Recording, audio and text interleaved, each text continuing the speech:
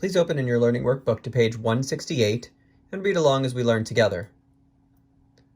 All right, we're ready for our final learning objective of this section, which is to find the inverse of a function. In the previous learning objective, we were always given two functions and asked to determine if they are inverses of each other. But what if we are given the equation of a one-to-one function f and asked to find its inverse? How would we do that? Here's how. Step 1. Replace f of x with y. Step 2. Turn all x's into y's and all y's into x's. Step 3. Solve for y. And Step 4. Replace y with f inverse of x. Let's look at an example. Write an equation for the inverse function for the one-to-one function defined by f of x equals the rational expression whose numerator is 3 minus x and whose denominator is x plus 3. All right, here we go. Solution. First, we write the function as it was given to us. Now we perform the steps. Step 1, replace f of x with y. So now we have y equals the same fraction. Step 2, turn all x's into y's and all y's into x's. So instead of y equals, we have x equals. Instead of 3 minus x, we have 3 minus y. Instead of x plus 3, we have y plus 3. All right. Step 3, solve for y. This is the interesting step, and it's different for every problem type. What we're dealing with is an equation that happens to contain a fraction. If you want to solve for y, the first step would be to clear the fractions. The denominator is y plus 3.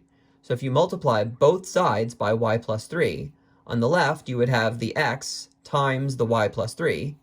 On the right, if you multiplied by y plus 3, the y plus 3 that you place there would cancel the one at the bottom, leaving just the numerator, 3 minus y. So we would get this statement.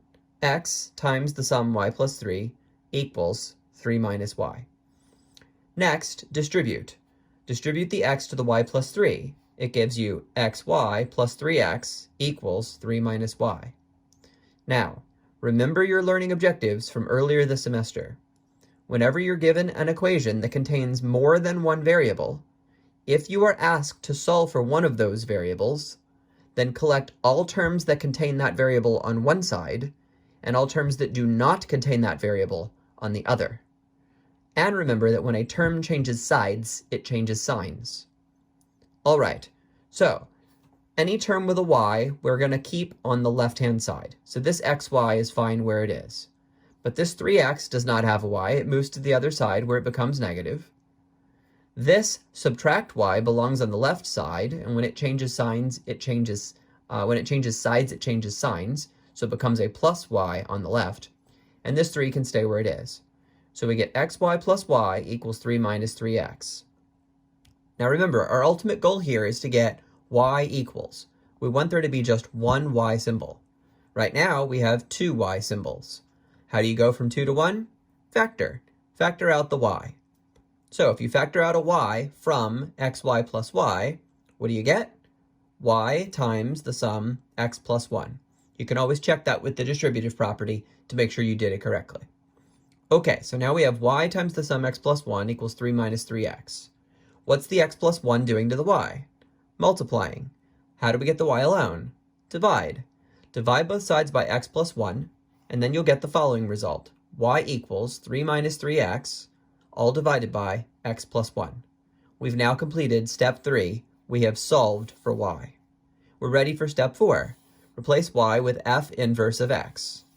All right, so now we write f inverse of x equals 3 minus 3x all over x plus 1. This is our final answer for the problem. We've found the inverse.